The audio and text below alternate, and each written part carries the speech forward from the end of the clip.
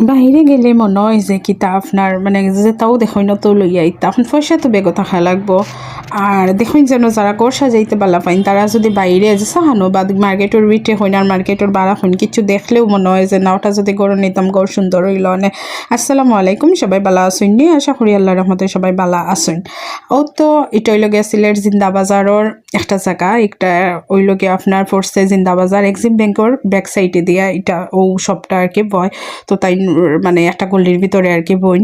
তো আজকে আমি যখন ওবাইদি যাইরাম তো আমার চোখে ফললো তানোর এখানে অত সুন্দর সুন্দর জিনিস পরে আর কি। তো আমিও যে বর্তা যে হরইন ওটা একটা আনলাম। তো আমার কাছে মনে হয়েছে দানোর এখানের দামগুলো আসলে মানে খুব রিজনেবল, মানে খুব বালা দামেও পাওয়া যায়, সস্তা আছে অন্য অন্য জায়গার থেকে।